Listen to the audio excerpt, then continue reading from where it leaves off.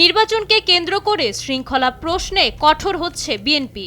দলীয় সিদ্ধান্ত না মেনে সংগঠন বিরোধী কর্মকাণ্ডে জড়িত থাকার অভিযোগে ২১ নেতার পদ কেড়ে নিল দলটি। ২৬ জানুয়ারি দলটির সিনিয়র যুগ্ম মহাসচিব অ্যাডভোকেট রুহুল কবির রিজভী স্বাক্ষরিত পৃথক ৪টি বিজ্ঞপ্তির মাধ্যমে দলের প্রাথমিক সদস্য পদ সহ সকল পদ থেকে তাদের বহিষ্কার করা হয়। বহিষ্কৃতদের তালিকায় প্রথমেই রয়েছেন বিএনপির জাতীয় নির্বাহী কমিটির সদস্য আনোয়ার হোসেন বুলু। মুন্সিগঞ্জ জেলা থেকে বহিষ্কৃত হয়েছেন জেলা বিএনপির সদস্য মজিবুর রহমান এবং জেলা সদস্য ও সদর থানা বিএনপির সাধারণ সম্পাদক মোহাম্মদ সাইদুর রহমান ফকির। টাঙ্গাইল জেলা থেকে বহিষ্কার করা হয়েছে কালিহাতী উপজেলা বিএনপির উপদেষ্টা ইঞ্জিনিয়ার আব্দুল হালিমকে। কিশোরগঞ্জ জেলার বাজিতপুর উপজেলা থেকে বহিষ্কৃত হয়েছেন উপজেলা বিএনপির সাধারণ সম্পাদক মনিরুজ্জামান মনির এবং সিনিয়র সহসভাপতি মোস্তফা আমিনুল হক।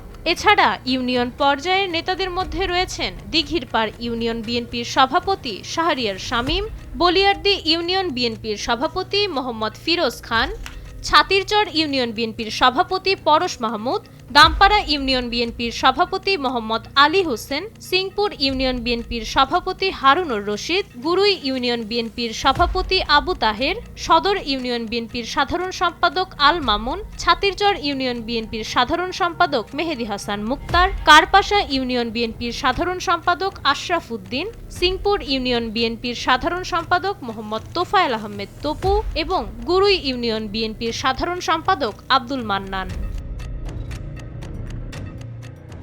নিকলী উপজেলা থেকে বহিষ্কৃত হয়েছেন উপজেলা বিএনপির সহসভাপতি অ্যাডভোকেট মোহাম্মদ মানিক মিয়া, যুগ্ম সাধারণ সম্পাদক রিয়াজ উদ্দিন, ক্রীড়া ও সাংস্কৃতিক বিষয়ক সম্পাদক মোহাম্মদ মনির হোসেন এবং জারুইতলা ইউনিয়ন বিএনপির সভাপতি কামরুল ইসলাম।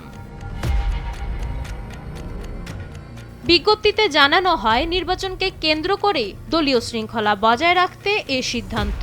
দলের নীতি ও আদর্শের পরিপন্থী কাজ করার অপরাধে এই নেতাদের বিরুদ্ধে চূড়ান্ত শাস্তিমূলক ব্যবস্থা গ্রহণ করা হলো বলে জানায় বিএনপি।